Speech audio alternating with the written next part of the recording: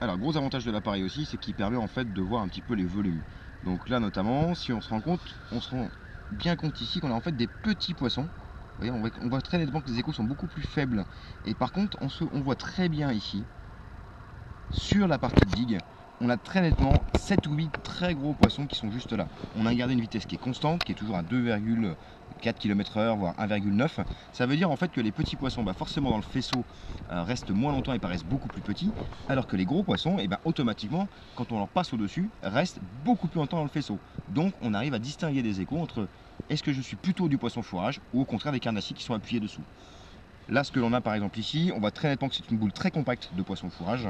On pourrait même s'amuser à zoomer légèrement dessus. Vous voyez, juste ici. Voilà, une boule très compacte de poisson fourrage. On va repartir en vue classique. On va repasser donc maintenant, pour le coup, sur la digue de l'ancien étang. Et on va voir ce qu'on peut y retrouver. Ce qu'il faut penser aussi, vous allez pouvoir affiner un petit peu vos réglages, notamment par rapport à ce menu-là. Donc quand vous rentrez vous appuyez une fois sur menu, je descends dans régler, et en fait c'est mon contraste. Donc là je vais faire exprès, je vais baisser mon contraste. On voit très clairement que mes échos par exemple ici sont en train de s'atténuer. Là je vais descendre exprès mon contraste. Voilà, admettons je suis à 30%. Voilà. Donc là en fait on est en train donc de naviguer, on est toujours dans l'ancien étang, le fond est régulier, on aperçoit par moment des choses un peu bleutées.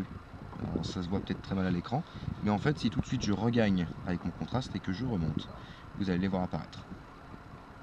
Voilà, tout simplement on retrouve bien nos boules de poisson ici et là. Donc en fait ce contraste, c'est un petit peu comme une sensibilité, et ça va vous permettre d'avoir la meilleure perception possible de votre écran pour justement effectuer la meilleure détection.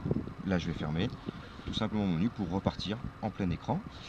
Donc toujours la même chose, ici on arrive bien à trouver des poissons qui sont posés sur le fond, qui reposent au pied de mon ancienne digue, un banc de poisson blanc qui est juste au dessus, ici des poissons très nettement décollés qui sont plus gros, et là ce que l'on voit là, juste au bout, ça ce sont des souches, on voit très nettement que ça se décroche de la digue, donc c'est les anciens arbres en fait, juste ici et juste sous les poissons là, c'est les anciens arbres qui ont été coupés avant que les temps soient mis en eau, avant que les temps de Vassivia les recouvre.